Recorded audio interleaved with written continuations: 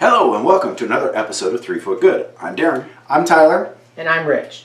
Today we're going to go ahead and talk to you about some more Freeblades. We're going to do the movement phase.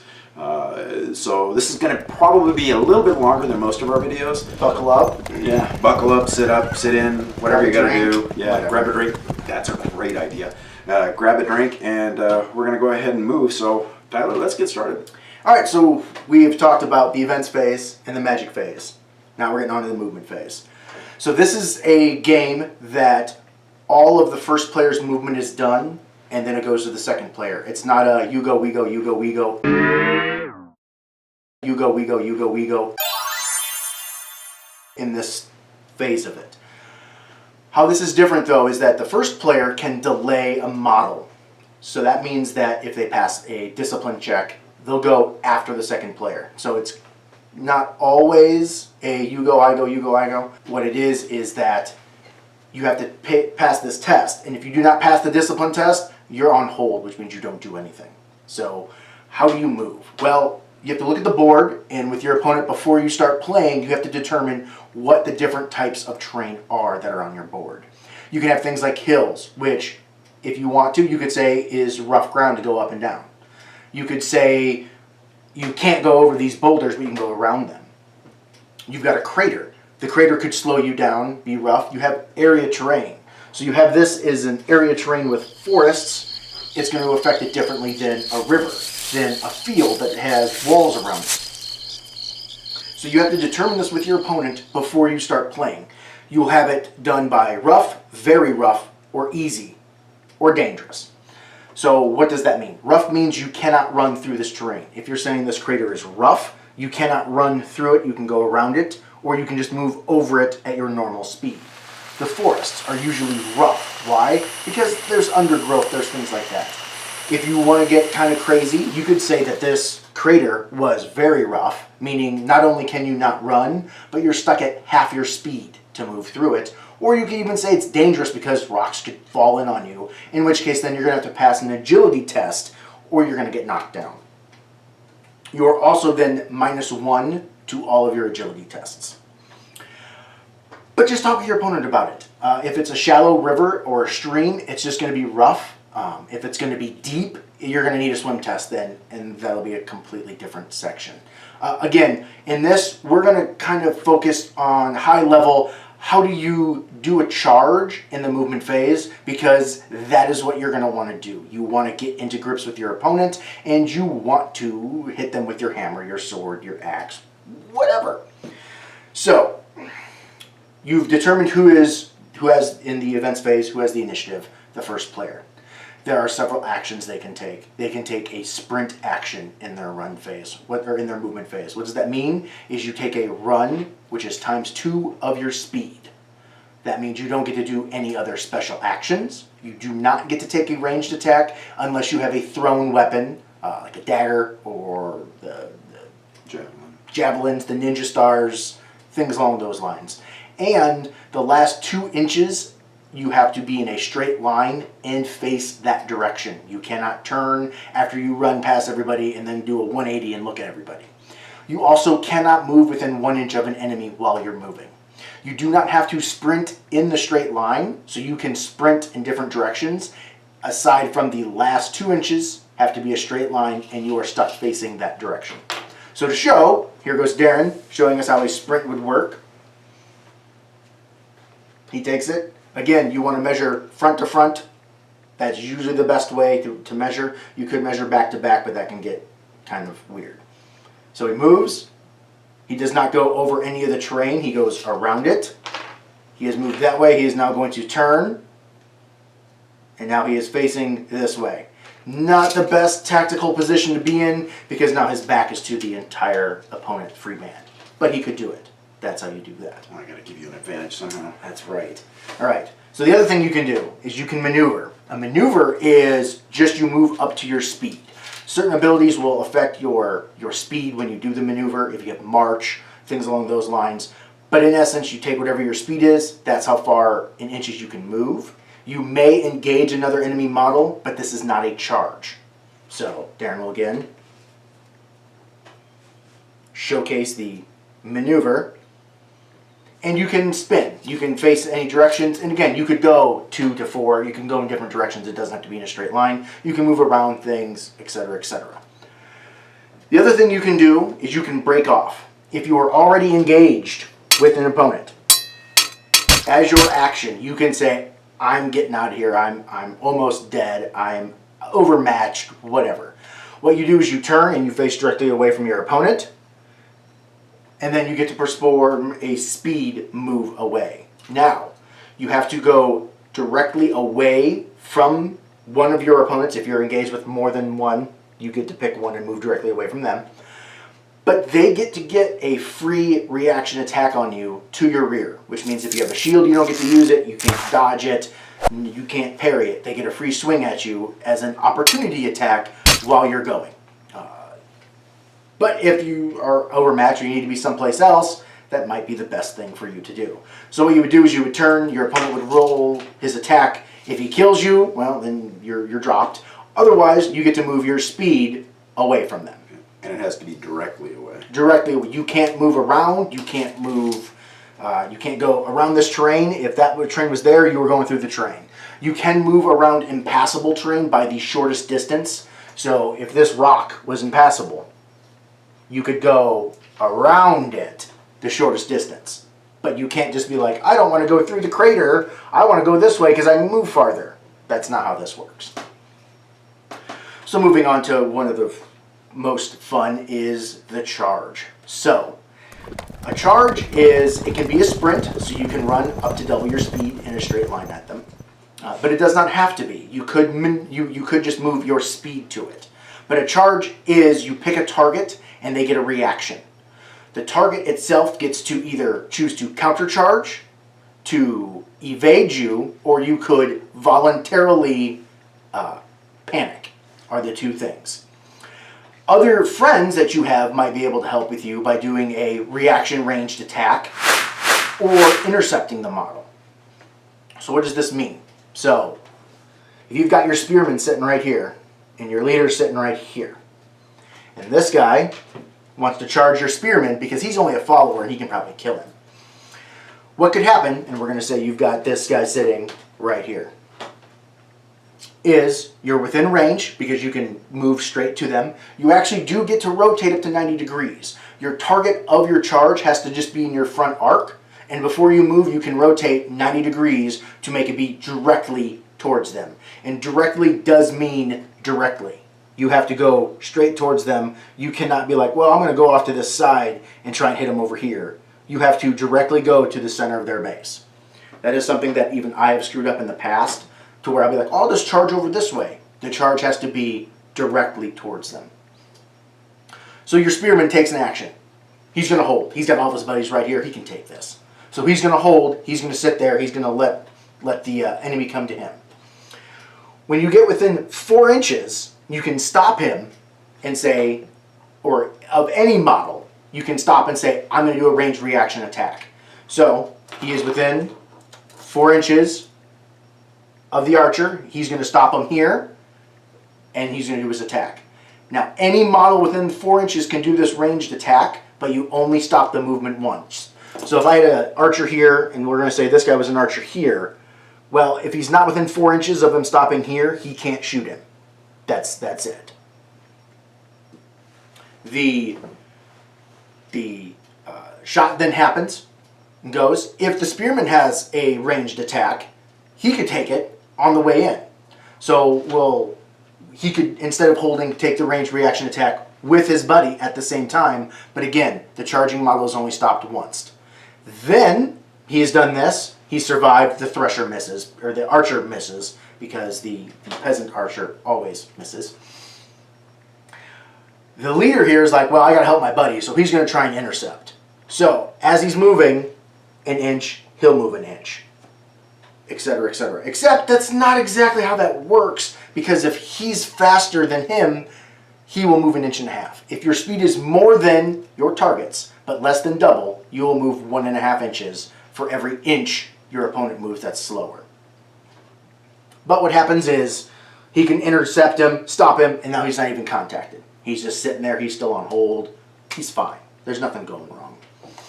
Your leader then is now engaged with that leader, and the rest of the actions happen for player one's movement. Now, conversely, if let's say, because this guy's awesome and he has a sword, this guy's going to come into him, and he's going to come into him. And Daren has all these other guys with ranged shots over here. And he stops him 1 inch away from where he is and says, now I'm going to take my reaction shot. Well, all 3 of these guys have shots. All 3 of them get to shoot him.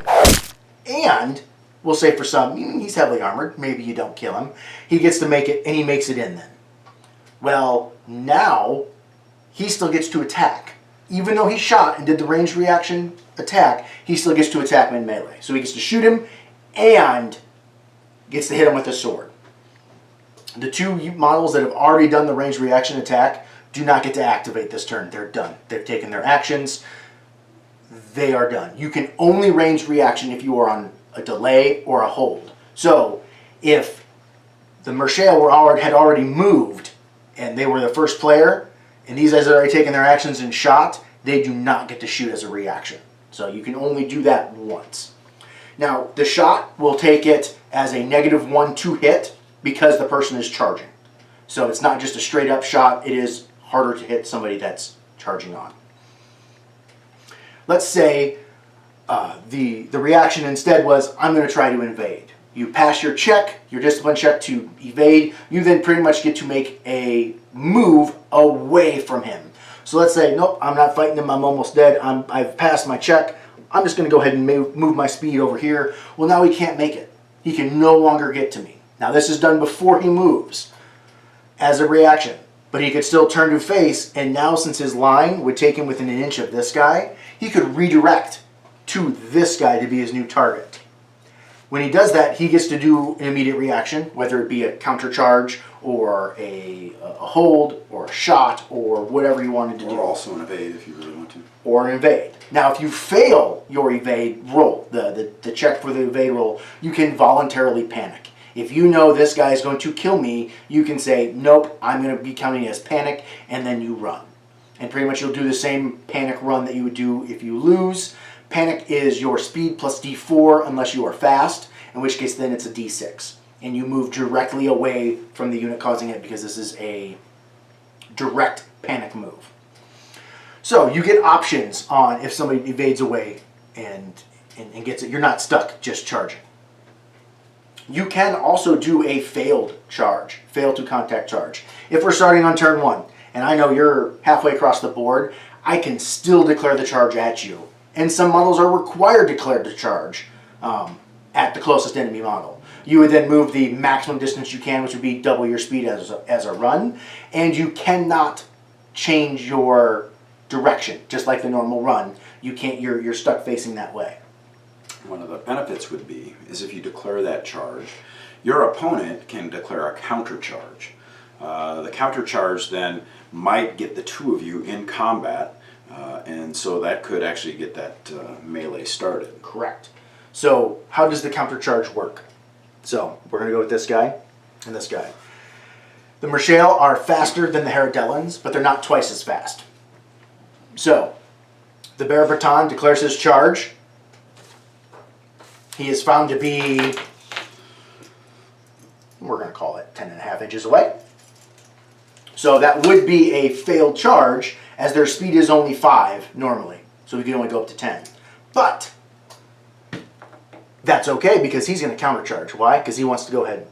It states in the rule that you can just make it simple, and for your first couple games, that's fine, make it simple.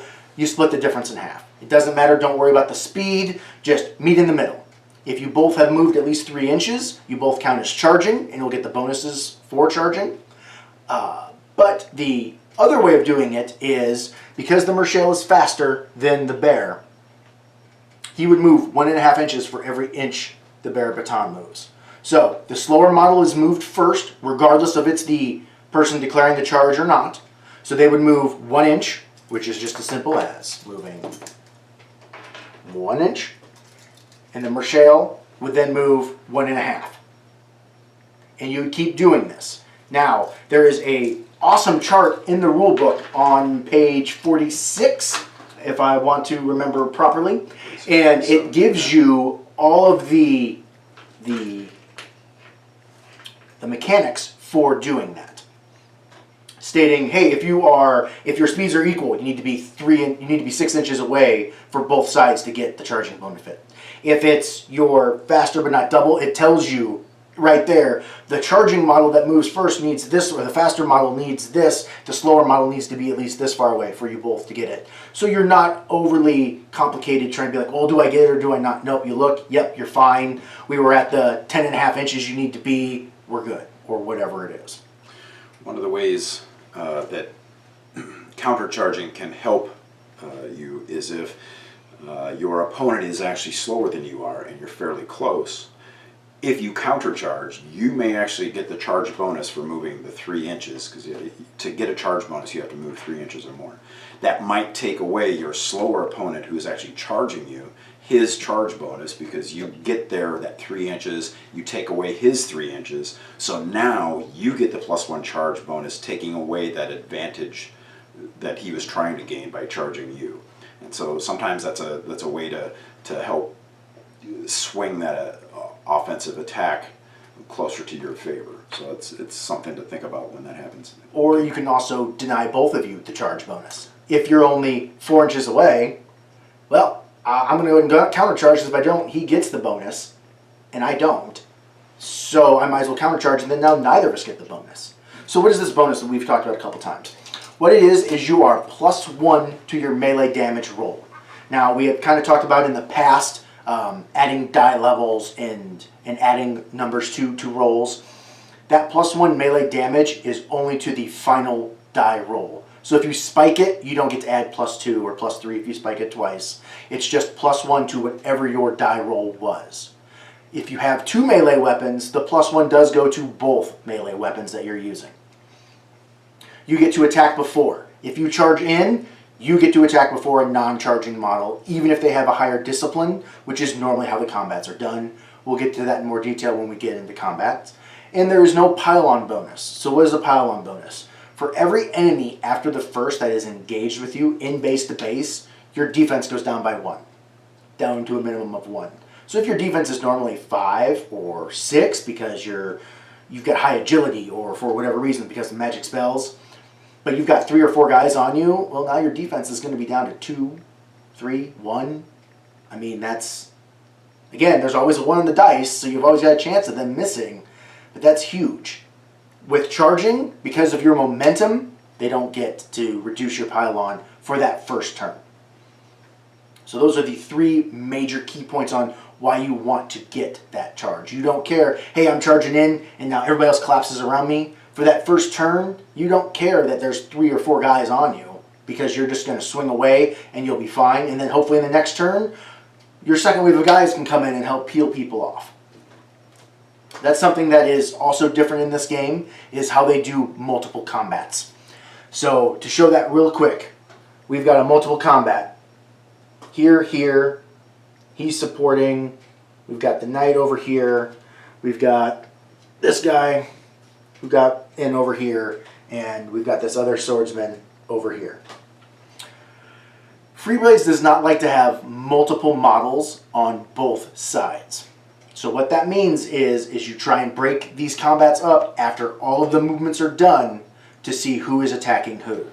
Now this is where you kind of have to be careful with your charging, because if this Knight of Sylvanus had charged in this way and this guy was able to maneuver around behind him, he is going to get broke off like this, and he's not going to be able to attack him or use his shield to defend himself. So you kind of have to be careful when you charge in. And what you do is you try and make it to where everybody that's engaged fights, and nobody is engaged with more than 2 on each side. So obviously this swordsman can only attack this guy, so he's going to go there.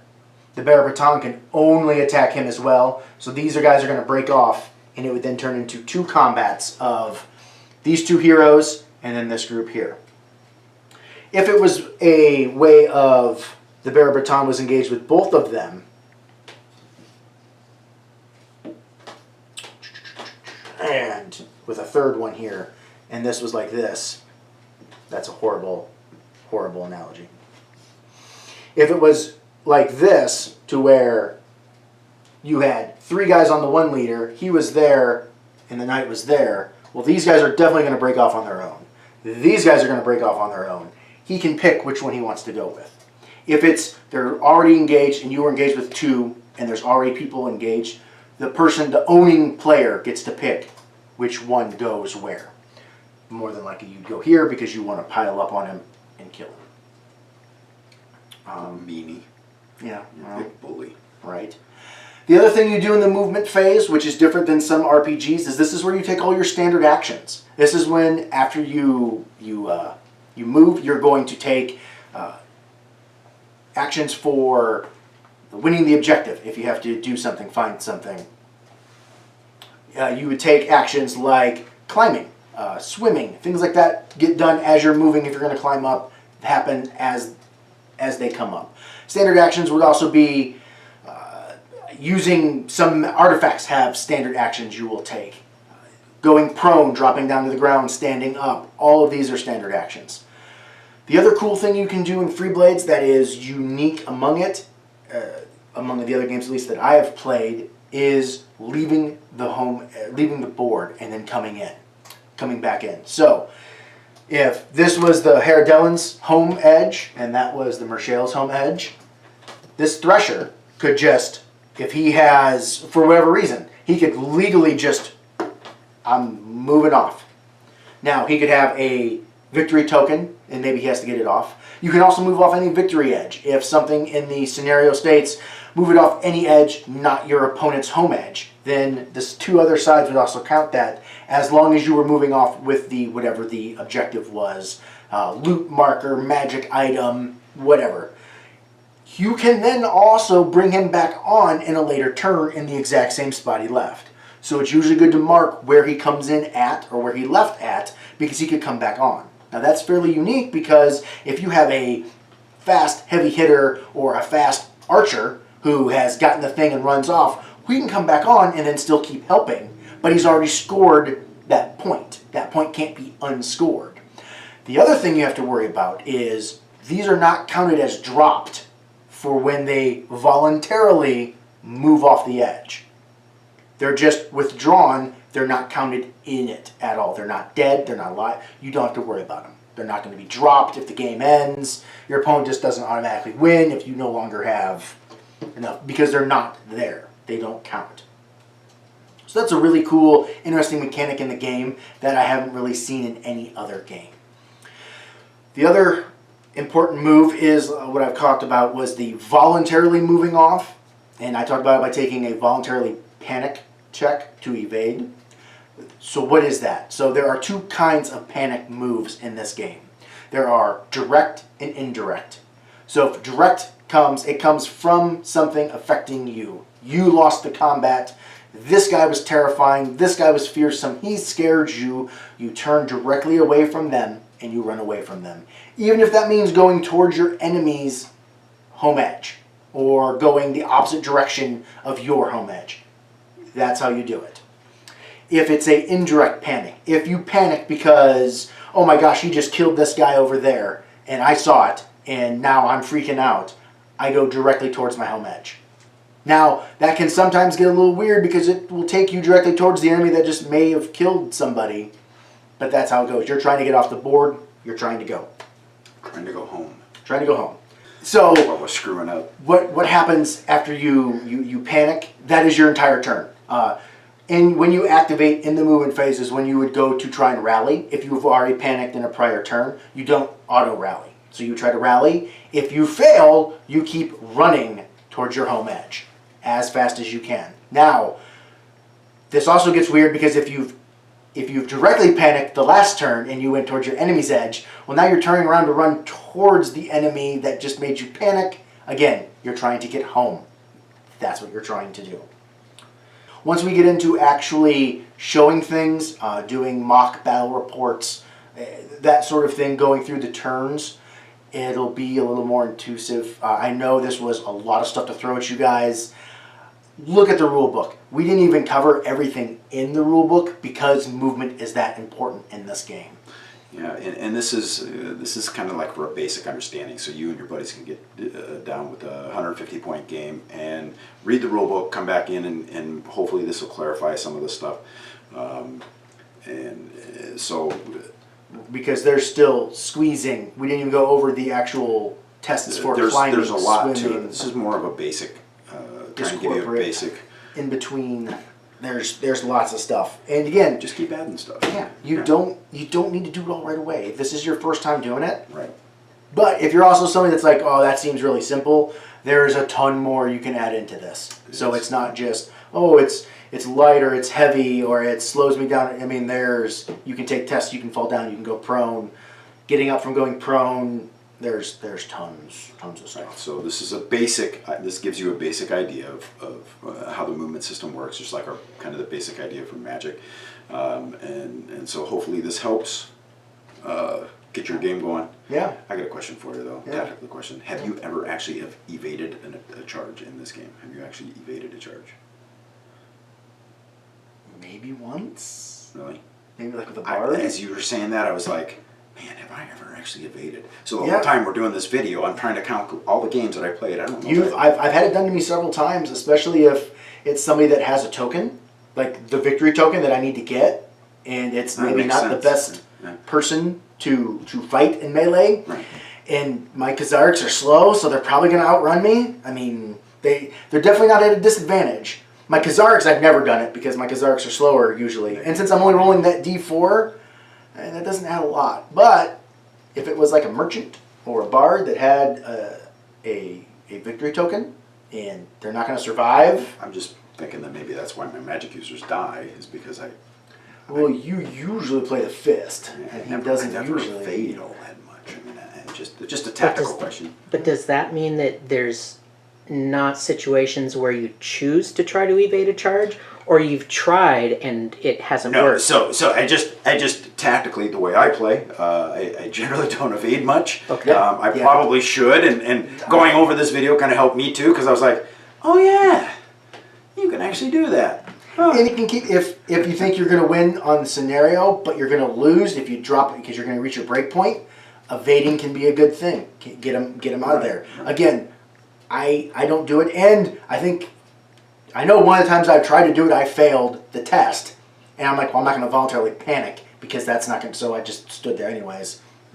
But yeah, it's just one of those things. As we're shooting this video, and I mean, because look, we're geeks and we play this game a lot, and you know, campaigns and stuff. And as we're talking, I was like, man, I should probably try that whole evade thing once in a while. That sounds like a great idea. Right? Huh, yeah. Right?